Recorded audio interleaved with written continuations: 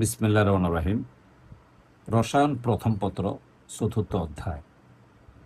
HSC 2026 এবং 27 board পরীক্ষায় আসার মতো কিছু গুরুত্বপূর্ণ প্রশ্ন এবং তার সলিউশন।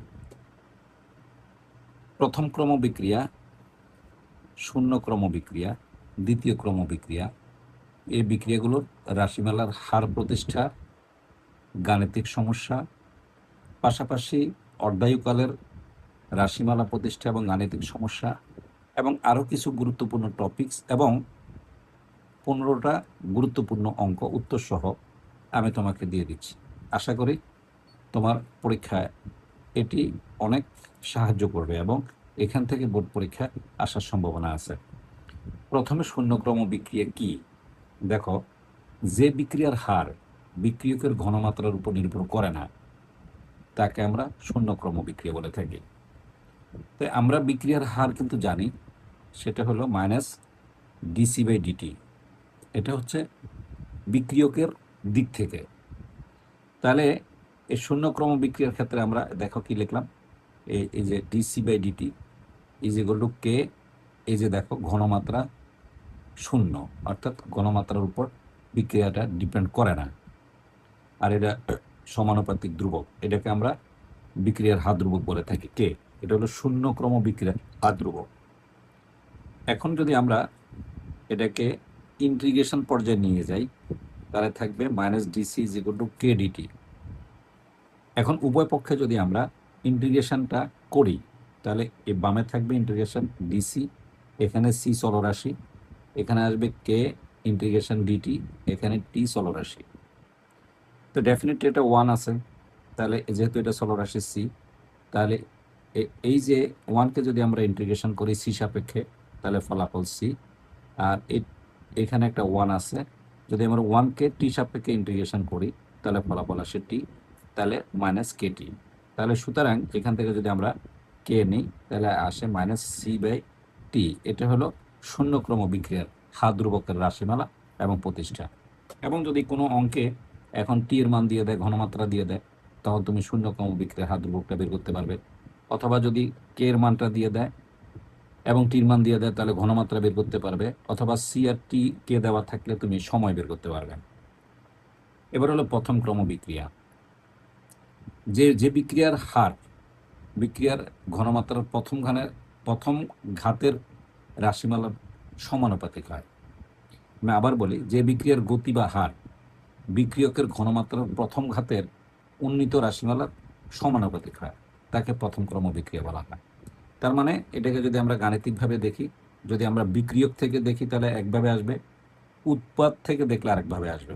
তা আমি প্রথমে বিক্রিয়ক থেকে দেখাচ্ছি, তারপর আমি উৎপাদ থেকে তোমাকে দেখাবো। দেখো, এখানে আমরা একইভাবে লিখলাম minus DC by DT is equal to K into C N, এটা হলো সূত্র। এখন এন এর মান যদি শূন্য লিখি তাহলে শূন্য ক্রম বিক্রিয়া হয়, এন এর মান যদি 1 লিখি তাহলে হবে প্রথম ক্রম বিক্রিয়া। দেখো এন এর মান 1 লিখলাম, তাহলে দেখো এই যে minus DC divided by DT is equal to K C. এখন আমরা যদি এটাকে ইন্টিগ্রেশনে রূপান্তর করি তাহলে আসে, দেখো এই যে ডিসিটা রেখে দিলাম, সিটাকে পাশে নিয়ে আসলাম, অর্থাৎ সি পাশগুলোকে এক পাশে নিয়ে আসলাম। এখান থেকে এই ডান পাশ থেকে সিটাকে বাম পাশে নিয়ে আসলে 1/c হয়। আর এই যে মাইনাস ইন্টিগ্রেশন, আমরা এটাকে নির্দিষ্ট যোগজে নিলাম C2/C1 ঘনমাত্রা, অর্থাৎ বিক্রিয়ার শুরুতে ছিল C1, বিক্রিয়া শুরু হওয়ার পর তার ঘনমাত্রা নেমে C2-তে চলে গেল। তাহলে দেখো এই যে C2 আর C1, তাহলে এটা আমরা যদি মাইনাসটাকে রেখে দেই তাহলে 1/c হলো লন সি, C2C1 আর কে, আর যদি 1কে করি টি তাহলে T2T1, যেহেতু এটা টি সাপেক্ষে এটা সি সাপেক্ষে। নিশ্চয়ই তোমরা ইন্টিগ্রেশন জানো। এখন আমরা যদি আপার ভ্যালু আর লোয়ার ভ্যালু বসাই তাহলে ফলাফলটা আসে minus ln C2 minus loan C1 is equal to K T2 minus T1। এখান থেকে যদি আমরা কে এর মানটাকে আইসোলেট করি তাহলে আসে ln C minus ln C2, C1 minus C2 divided by T2 minus T1। নিশ্চয়ই তুমি, এটা হলো এই বিক্রিয়কের দিক থেকে প্রথম ক্রম বিক্রিয়ার রাশিমালার হার ধ্রুবক বা বিক্রিয়া হার ধ্রুবক, যে তুমি বলো, কোনো সমস্যা নেই। এবার আমরা আসি, যদি উৎপাদ থেকে যাই তাহলে উৎপাদ কি হবে? a মাইনাস এক্স হবে, কারণ প্রাথমিক ঘনমাত্রা আমি যদি দেখাই, মনে করো এই একটা বিক্রিয়া হলো এবং এখানে প্রোডাক্ট হলো, এই যে প্রোডাক্ট হলো, তাহলে এখন এখানে প্রথমাত্রা প্রাথমিক ঘনমাত্রা এক্স ছিল, এখানে শূন্য ছিল, যখন সাম্য অবস্থায় আসলো তখন এখানে এ মাইনাস এক্স হলো, আবার এখানে এক্স হয়ে গেল। তাহলে দেখো এই যে অবশিষ্ট ঘনমাত্রা রয়ে গেল এই যে এ মাইনাস এক্স, দেখো এ মাইনাস এক্স, তার মানে এই যে পাওয়ার 1 আসলো। তাহলে এখন যদি আমরা এই one minus A minus X থেকে যদি আমরা বামে নিয়ে আসি, তাহলে 1/a minus X is equal to K DT.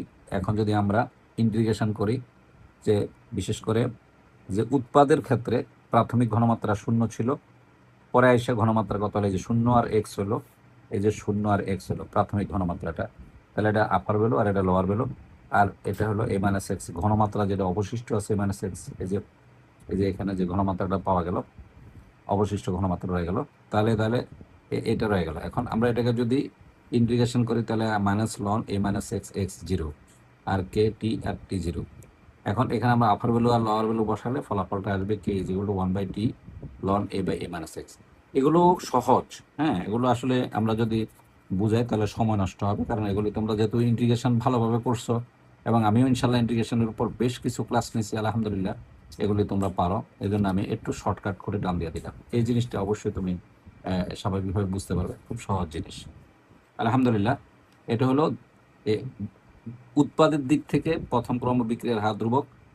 এখানে একটা কোশ্চেন আসতে পারে, সেটা হলো এই দেখো, যে বলা হলো প্রথম ক্রম বিক্রিয়ার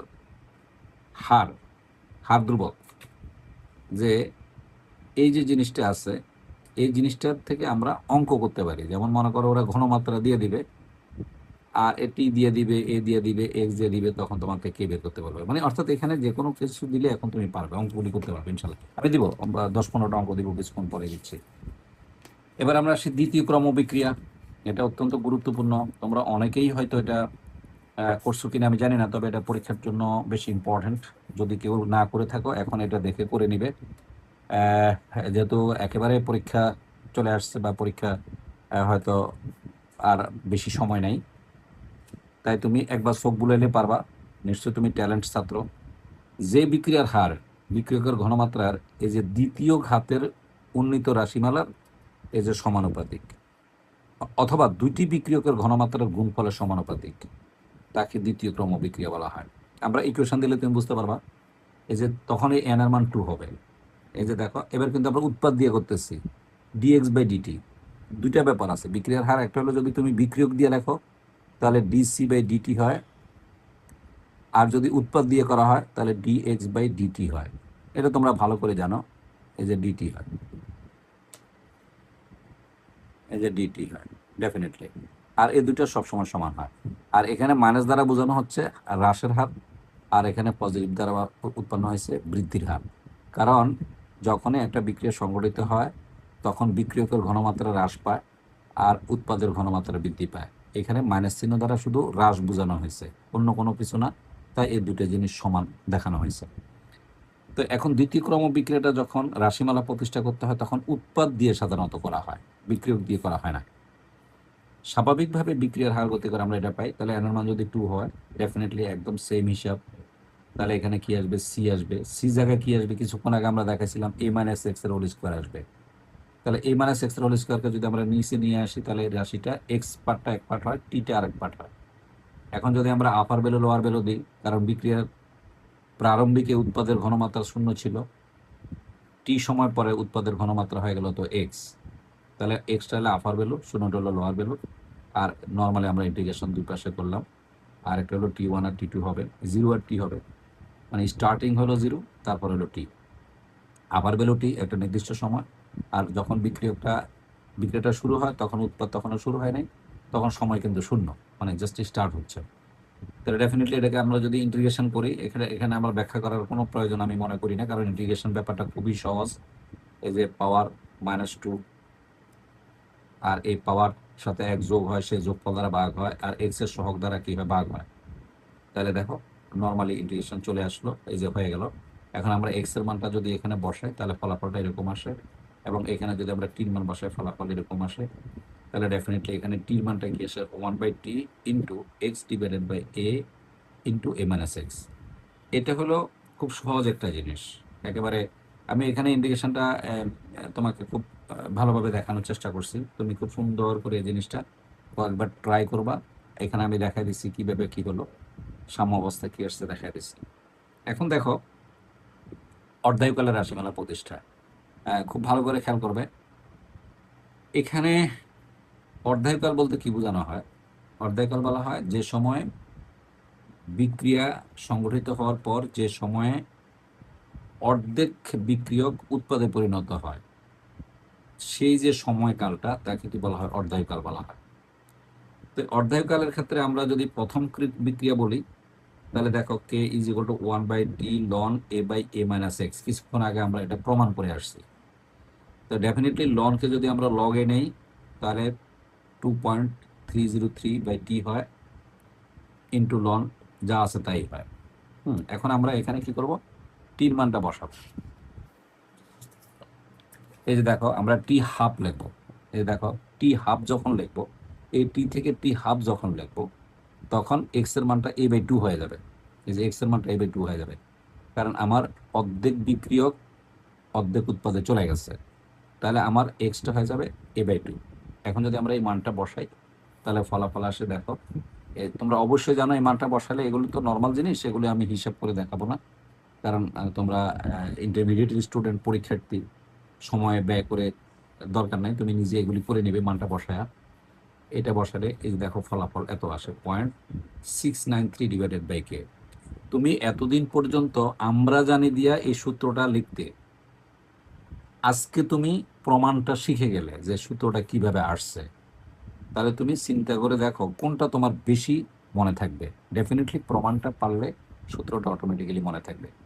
তার মানে অর্ধায়ুকাল বিক্রিয়ার হার ধ্রুবকের কি বলতো? সমানুপাতিক, ব্যস্তানুপাতিক। খেয়াল রাখবো, অর্ধায়ুকাল বিক্রিয়ার হার ধ্রুবকের ব্যস্তানুপাতিক। এই যে এই বিক্রিয়ার অর্ধায়ুকাল প্রথম বিক্রিয়ার ক্ষেত্রে এই যে হার ধ্রুবকের রাশিমেলার এই যে ব্যস্তানুপাতিক, এটা কিন্তু একটা সিকিউ প্রশ্ন হিসেবে আসার সম্ভাবনা অনেক বেশি। এবার দ্বিতীয় ক্রমের ক্ষেত্রে আমরা কি বসালাম? K is equal to 1/t a/a into a-x। একইভাবে আমি যদি টি হাফ লিখি তাহলে এক্স এর মানে a/2 লিখবে। a/2 লেখার পরে আমরা যদি a/x এর পরিবর্তে a/2 বসাই তাহলে কাটাকাটি যে দেখো কি আসে 1/k ইন্টু 1/a। আর 1/kটা একটা ধ্রুব সংখ্যা, তাহলে অর্ধায়ুকালটা বিক্রিয়কের ঘনমাত্রার ব্যস্তানুপাতিক। দেখো এই কোশ্চেনটা অনেক ইম্পর্ট্যান্ট, বিশেষ করে সিকিউর জন্য অনেক ইম্পর্ট্যান্ট। আমি 4টা স্টার দিয়ে দিলাম, খুব ভালো করে পড়বা, এটা ভালো করে করবে। অর্থাৎ দ্বিতীয় ক্রম বিক্রিয়া থেকে বিক্রিয়ার ক্ষেত্রে বিক্রিয়ার অর্ধায়ুকাল বিক্রিয়কের প্রাথমিক ঘনমাত্রার কি হয় বলতো? এই যে ব্যস্তানুপাতিক হয়। অর্ধায়ুকালটা বিক্রিয়কের প্রাথমিক ঘনমাত্রার ব্যস্তানুপাতিক হয়, খুবই ইম্পর্ট্যান্ট। এরপরে দেখো আমি যেটা দিচ্ছি তোমাকে, কিছুক্ষণ আগে বলছিলাম গাণিতিক সমস্যা। এখানে আমি তোমাকে 12টা অঙ্ক দিচ্ছি, এবং আমি তোমাকে এতটুকু বলতে পারি, এবং তুমিও এতটুকু নিশ্চিত থাকতে পারো যে এই 12টা অঙ্কের একটা অঙ্ক তোমার পরীক্ষায় আসবে আলহামদুলিল্লাহ। এগুলি বিগত 15 বছরের সবগুলো কোশ্চেন এখানে যোগ করে আমি এই কোশ্চেনটা তৈরি করছি। অনেক শ্রম এবং অনেক পরিশ্রম করে এটা তৈরি করছি যেন তোমাদের কাজে লাগে। এখানে এই 10টা অঙ্ক আছে, 1টা 2টা 3টা 4টা 5টা 6টা 7টা 8টা 9টা 10টা 11টা 12টা। এই 12টা অঙ্ক থেকে তুমি বোর্ড পরীক্ষায় প্রশ্ন পাবেই ইনশাআল্লাহ, আল্লাহর রহমতে পাবে। হয়তো সংখ্যা পরিবর্তন করবে, কিন্তু এখান থেকে প্রশ্ন আসবেই। তো কিছুক্ষণ আগে আমি যে সূত্রগুলো তোমাকে প্রমাণ করে দেখালাম, সে সূত্রগুলোকে অ্যানালাইজ করলেই তুমি এই 12টা অঙ্ক পারবে। এবং দেখো আমি 12টা অঙ্কেরই উত্তর নিচে দিয়ে দিছি। এই যে দেখো 1 থেকে 12 পর্যন্ত, 1 থেকে 12 পর্যন্ত সবগুলো অঙ্কের উত্তর আমি তোমাকে এখানে দিয়ে দিছি। তো নিশ্চয়ই তুমি বুঝতে পারছো যে তুমি স্ক্রিনশট নিয়ে নাও। স্ক্রিনশট নিয়ে আমি একদম ক্লিয়ার করে হাত রাখলাম, তুমি স্ক্রিনশট নিয়ে নাও। স্ক্রিনশট নিয়ে ঠান্ডা মাথায় তুমি অঙ্কগুলি করবে। যদি কেউ না পারো তাহলে তুমি ইনবক্স করবে অথবা তুমি কমেন্টস করবে। এটার নোট আমার কাছে আছে, আমি নোটটা তোমাকে দিয়ে দেওয়ার চেষ্টা করব ইনশাল্লাহ। আর তুমি নিজে পারলে তো কোনো সমস্যা নেই, এগুলো এত সহজ যে খালি মানগুলো বসায় দিলে হয়ে যায়। আর এই অঙ্কগুলি পারার জন্যই কিন্তু এতক্ষণ পর্যন্ত আমি তোমার এই সূত্রগুলি প্রমাণ করালাম। আশা করি ভালো থাকবে। অনেক ধন্যবাদ।